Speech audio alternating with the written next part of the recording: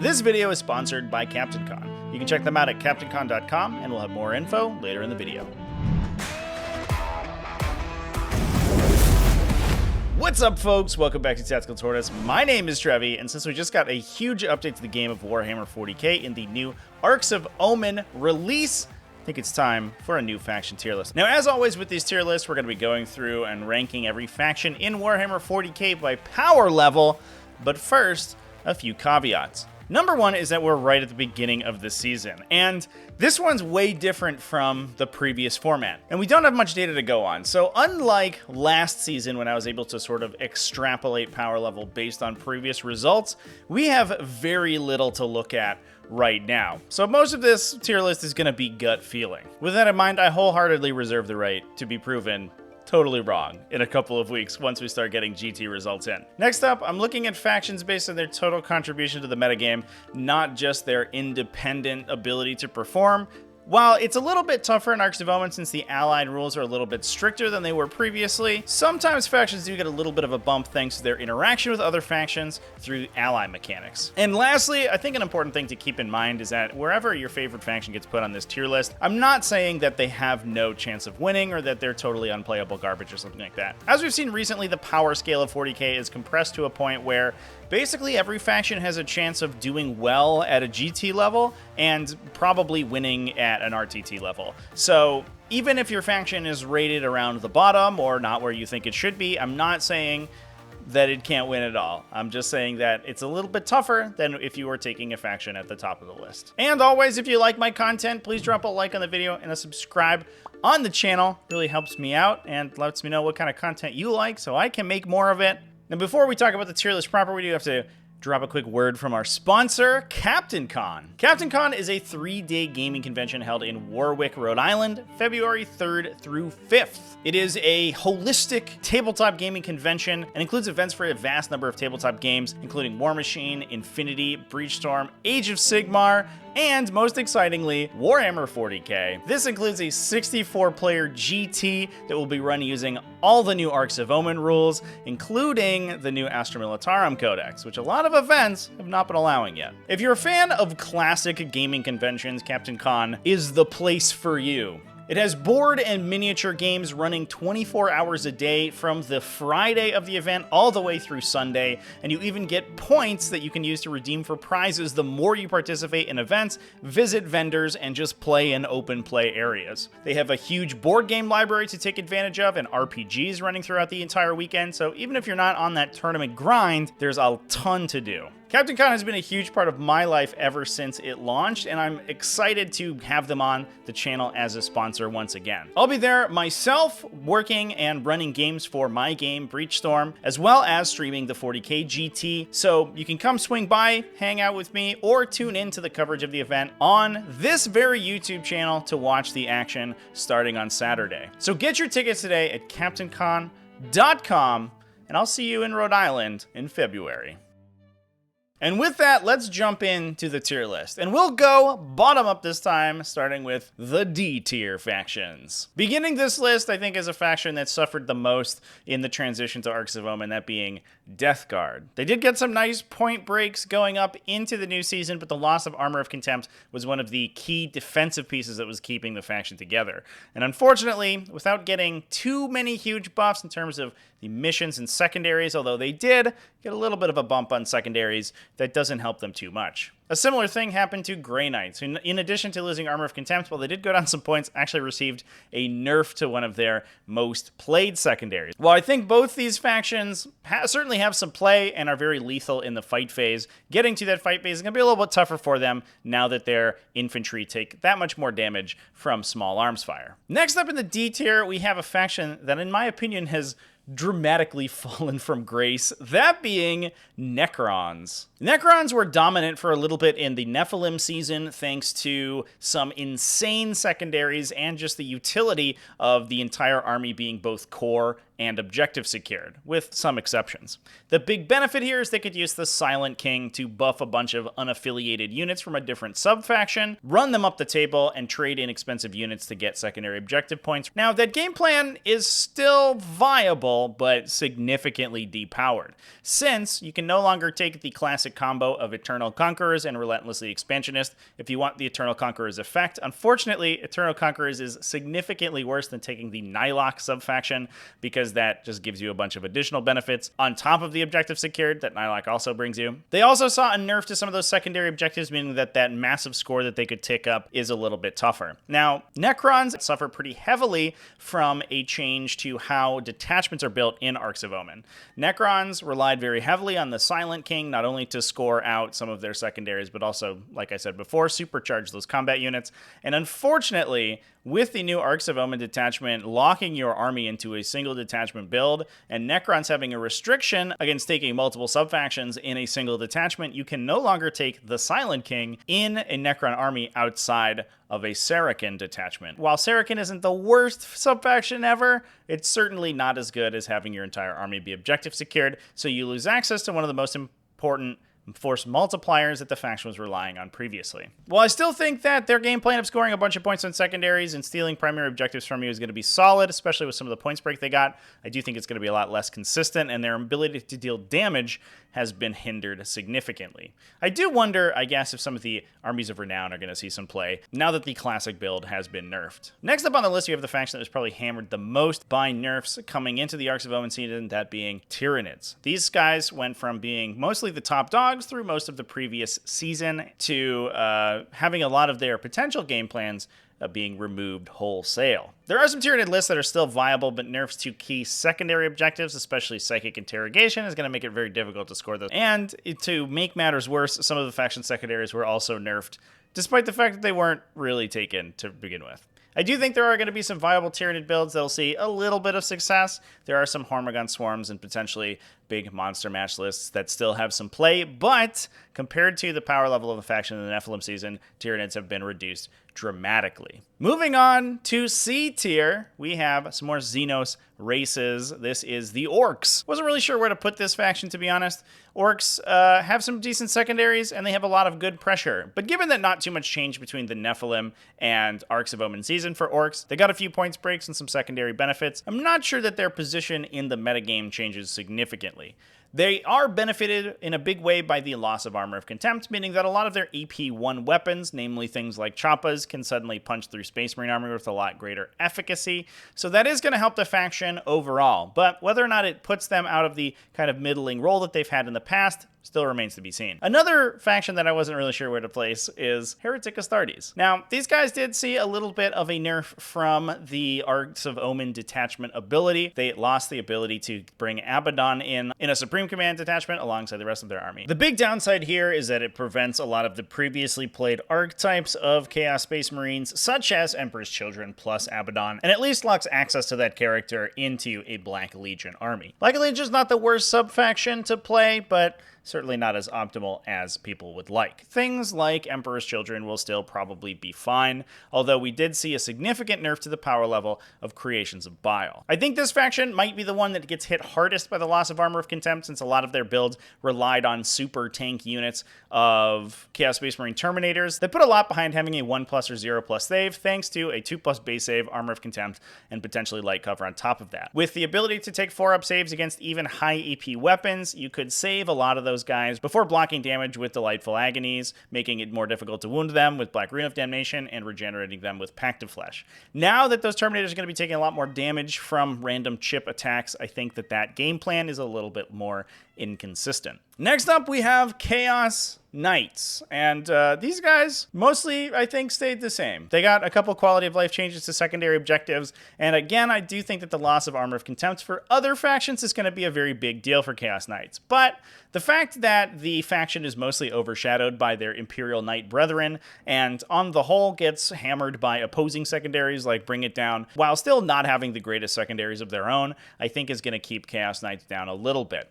That said, Chaos Knights may be finding some purchase in other Chaos super faction lists, which means that we might see them represented a little bit more highly than a place in C tier would normally denote. Now, another faction that's fallen from grace pretty precipitously is Adepta Sororitas, although I think I reserve the right to be wrong about this one. The loss of Armor of Contempt means that a lot of the Adepta Sororitas infantry, and especially their characters, units like Celestine and Morvenval, who have a base 2+ save, are going to be a lot easier to remove, especially once they commit into the opponent's army and start taking hits from small arms fire. That said, surviving has never really been the Adepta Sororitas strong suit, so I'm not sure how much that actually impacts the faction. They have gotten some deleterious changes to some of their secondary objectives, which were one of the big powerhouses of the faction, as well as some points heights on their most powerful units, but they may be angling into a metagame that is very receptive to the kind of damage that they deal. For example, Multi-Meltas and Repentia Eviscerators are some of the most lethal weapons to Space Marines, who, as we'll talk about later on in the tier list, are going to be represented in much greater numbers. So I do think that there's a universe where Adepta Sororitas become sort of the counter meta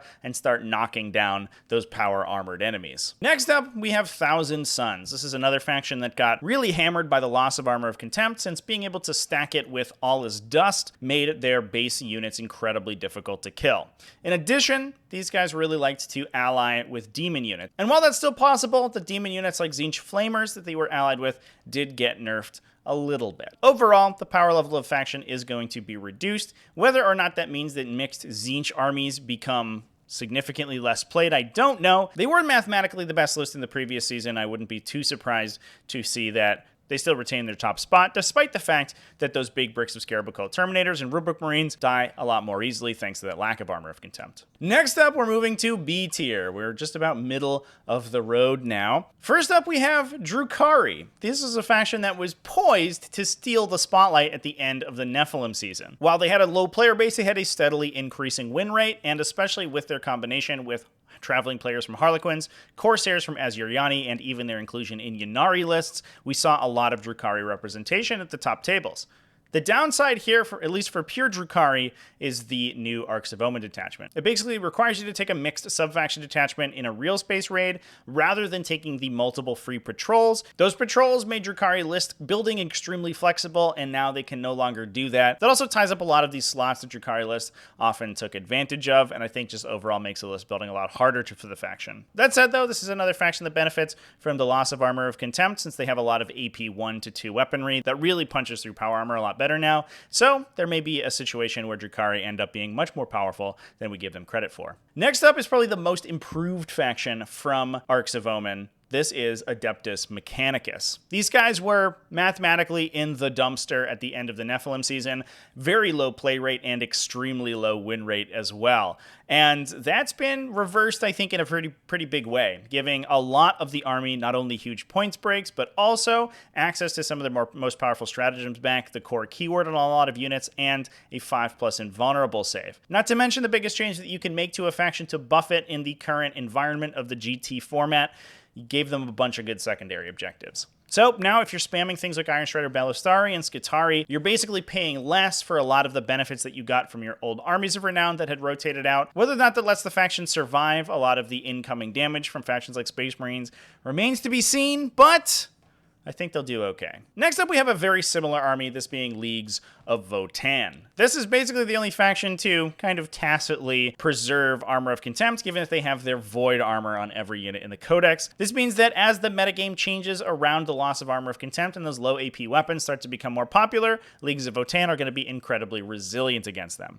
Now, to be fair, they did get a little bit of a points hike in the transition, but I do think that because the faction has an over-reliance in AP 1 and 2 weaponry, in a lot of matchups, especially heavily armored matchups, they were possibly bouncing off high armor saves. They'll probably no longer be doing that because of the lack of Armor of Contempt on those tanky power armor units. Units like Sagittori ATVs can rip through Space Marines all day and love doing it. And I think that's what we're going to be seeing happen a lot on tables with Leagues of Votann.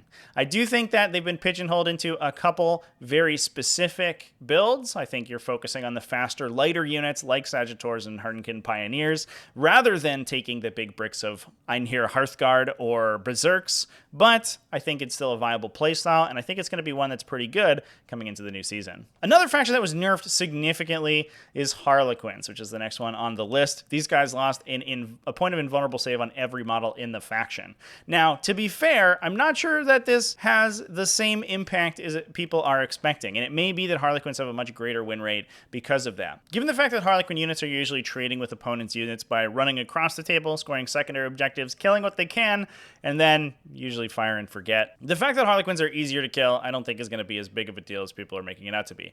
That said, the Harlequin transport lists are going to be a lot easier to deal with since those transports are going to go down much faster. In addition to some nerfs to secondary objectives, which are one of Harlequin's strong suits, the faction may be performing a little bit less well than they were in the past. Although I think in the hands of a skilled player, Harlequins are still going to be an absolute powerhouse of a list. Next up, we have a faction that's very interesting because it has received both nerfs and buffs in the transition from the past season that have dramatically changed how the army is going to be built, and I think is going to make lists for it look a lot different than the ones we saw in Nephilim, and this is Chaos Demons. Now, I had Chaos Demons as one of the best factions in the game previously, and they benefited enormously from the old army list construction rules, where you could take multiple detachments, ally each one of them to a Chaos God, and unlock all of your allegiance abilities, or at least the ones that you used most often. I think the most popular ones being Tzeentch and Khorne. With only one detachment available to you, if you want to take a mixed Chaos Demon army, you will full stop no longer get access to your allegiance abilities. So, as soon as you take anything outside of your one allegiance that you've picked in your Arks of Omen detachment, none of those allegiance abilities are going to turn on, and even if you take a pure detachment, you're only unlocking the allegiance abilities of one Chaos God. That's really unfortunate for a faction whose essentially entire faction ability is based around unlocking those allegiance abilities. Now, on the flip side, Chaos Demons did get not hit very hard in terms of their flamers. I think Tzeentch flamers are still going to be a powerhouse unit in the metagame, despite the fact they don't auto-hit with their weapons anymore. You can still get them, give them full rerolls or reroll ones very easily, and if you take pure Tzeentch, you can also give them +1 to hit.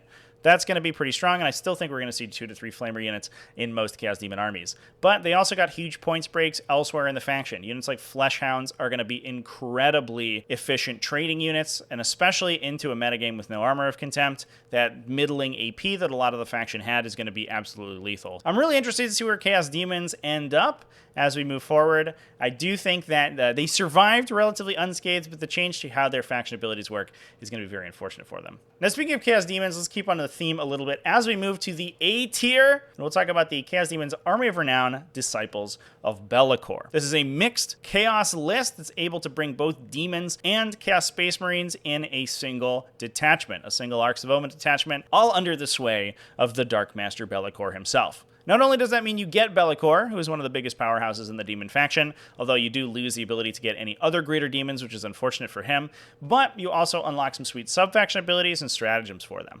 Most importantly, you also get an allied detachment from House Korvac's Chaos Knights, which unlocks a bunch of additional abilities for the army. Now, to be fair, Disciples of Be'lakor is probably one of the most complex and interesting lists that we're seen in a long time, so exactly how it racks up probably depends a lot on the play skill of the person piloting it, but I do think they are going to be relatively strong moving on into the future. Another strong faction is going to be the denizens of the Tau Empire. These guys got hit very lightly by the nerf bat, but as we've talked about many times before in this video, the loss of Armor of Contempt means that a lot of these factions with middling AP values suddenly are able to go back to their original damage dealing potential, and Tau is going to be one of those. As we move on further into the upper echelons of this tier list, I do think that we are going to be heading down the route of seeing a lot of powerful gun lines in play, and Tau, being one of the game's oldest and most well-established gun lines, is one of the best factions at trading shots with an opposing force. Bringing Tau Riptides, which did not get hit whatsoever in the change, allows them to jump out of terrain, fire their ion accelerators or those big burst cannons, and then use their Nova Reactor to power themselves back out of line of sight every turn, and with those weapons, not only ignoring Armor of Contempt now, but also able to kill units like Leman Russ battle tanks. Engaging with the Tau army favorably in a ranged shooting match is going to be incredibly difficult. Now, the downside for Tau is their secondary objective game is going to be kind of weak, although that is the case for a lot of factions. That might be killer for them, but we'll just have to see as the season moves on. Next up, we're going to start talking about some more Eldari, because we have Asuryani here. Asuryani got a huge buff in terms of their Fire and Fade secondary, one of the core of Eldari game plan in the previous version of the Codex when it was on release. We saw Eldar armies built entirely around utilizing Fire and Fade to jump out of cover, shoot, and then jump back in. As a very similar game plan to the Tau one we just talked about, to be fair. The return to form of Fire and Fade is going to be huge for the faction, and though I think they got some nerfs in terms of secondary objectives as well as some of their key units, they have such a deep stable of units to draw from that I think they're going to be fine overall. Next up, we have a little bit of a sleeper hit here, Genestealer Cults. These guys were in an interesting place at the end of Nephilim. I like Drukhari. They were a faction that was slowly creeping up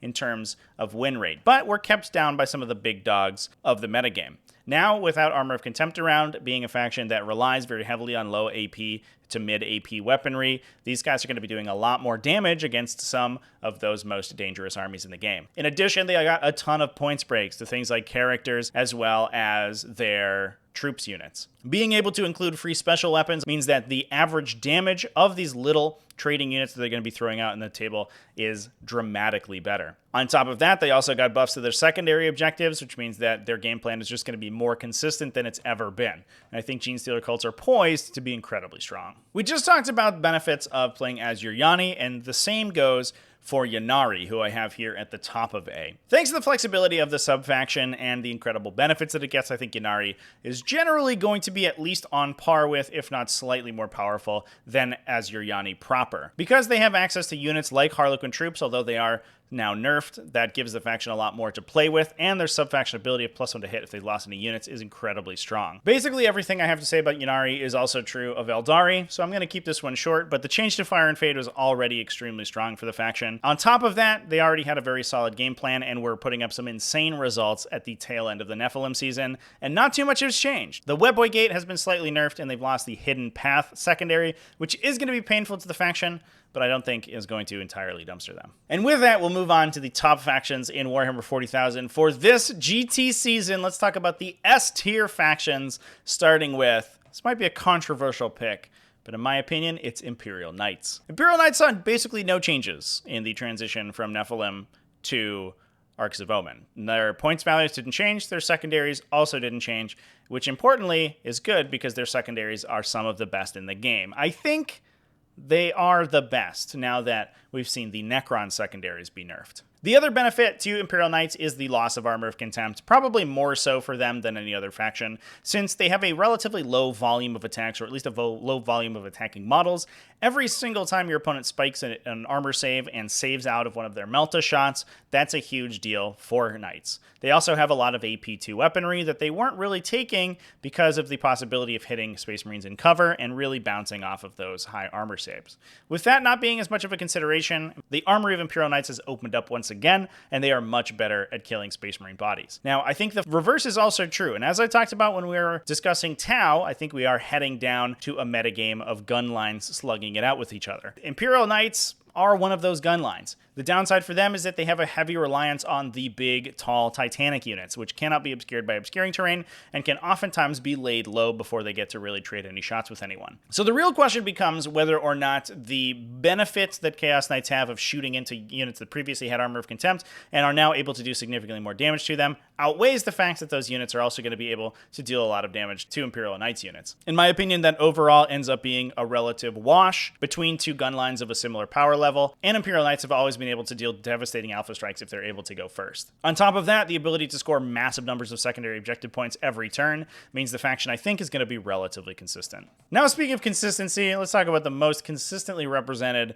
faction in Warhammer 40,000. At number 3 here, we have Adeptus Astartes. The Space Marines have finally gotten buffed out of their funk down at the bottom brackets of the metagame. Between enormous points breaks, or somewhere around 20 to 25% across the board, massive changes in the power level of various units, as well as some of the most effective secondaries in the game, and a huge buff to their faction ability, Space Marines are looking pretty good moving on to the new season. Now, it's not all Good for them. They did lose Armor of Contempt, which means Space Marine units are going to be dropping like flies a lot more consistently. But on the flip side, they're also going to be scoring a lot more objective points and dealing more damage thanks to their combat doctrines. They've effectively lost Armor of Contempt in exchange for +1 AP on everyone, making the faction significantly more offensive, which synergizes very well with a faction that is incredibly cheap now that their units have been reduced in cost so heavily. Now, before I move on, I should specify that I'm basically talking about Iron Hands right here. The buff to Devastator Doctrine especially is such a godsend for an army like Iron Hands that has some of the most effective Devastator Doctrine benefits out of all of the Space Marine chapters and allows them to retain them for the entirety of the game. In addition to that, they're secondary to score points when killing people with heavy weapons in. The Devastator Doctrine is just a no-brainer for an army that's already based on heavy weapons and that gets huge benefits for using them. So I think if you're playing Space Marines competitively, you are almost entirely going to be playing Iron Hands. And if you are, I think you're going to be doing pretty well. There are some other sub-factions that can potentially fight. I think Salamanders might have some game, as well as potentially Blood Angels, just given the fact that they were already relatively strong. But none of these factions got the same level of synergy that Iron Hands did. Moving on further into the tier list, we are going to have Adeptus Custodes. This time last year, Adeptus Custodes were absolutely unstoppable and required multiple levels of nerfs to bring down to a 50% win rate. Now that most of those nerfs have been removed, Adeptus Custodes are not necessarily back to where they were, since I think the metagame is going to be relatively lethal, but they are going to be incredibly strong. With mass obsec back on a lot of the units in their army and the ability to spam their stratagems out once again, they're going to be tough to kill. Whether or not they're tough enough to get through the horde of melta shooting coming from factions like Imperial Knights or Space Marines remains to be seen, but I believe in the Golden Boys. And last but certainly not least, we have Astra Militarum. As the most recently released codex, I don't think this was any surprise that it is at the top of the list. And given the fact that the codex has been in players' hands for several months now, although despite the fact that it has not been officially released in an independent state and has not yet been FAQ'd, it's incredibly strong. There are certainly some interactions within the codex that are probably unintended and do more damage than I think the designers were considering. And for that reason, events that allow Astra Militarum are currently being overrun by them. Now, in a metagame where gunlines are going to be king, I do think Astra Militarum have a little bit of a leg up, given the fact that units like the Leman Russ are so incredibly efficient at dealing damage at range for their points value. They do need to have line of sight to their opponent. Generally speaking, they're just going to be using their infantry and cavalry units to trade in the center of the table while killing everything else in line of sight with those big tanks. But I think if you outmaneuver them, they're going to have a little bit of trouble. That might be why factions like Tau Empire have a little bit of game plan, but they don't have the same forward pressure that having infantry squads and Khazarkan units able to push up the middle of the table, all affected by Militarum orders, which makes it much easier for Astra Militarum to play the primary objective game. Not to mention the fact that Astra Militarum already had some incredibly effective secondaries from the previous version of Nephilim, and those secondaries were basically only buffed, meaning that their scoring game is going to be absolutely on point. I do think that we're probably going to be seeing some nerfs to Astra Militarum in the not-too-distant future, which I do hope so, because I do think the faction is going to be overrepresented if they are allowed to continue to see play. And with that, that's every faction in Warhammer 40,000. Big thanks to everyone for watching all the way to the end of the video. Thanks as well to everyone who supports the channel, either over on Patreon at patreon.com/TacticalTortoise. YouTube channel members, Twitch subscribers, all you people are great. I love you. Big thanks as well to Captaincon for sponsoring the video. Check them out at Captaincon.com and come hang out with me February 3rd through 5th, 2023 in Warwick, Rhode Island. Remember to keep it classy, folks, and have happy wargaming.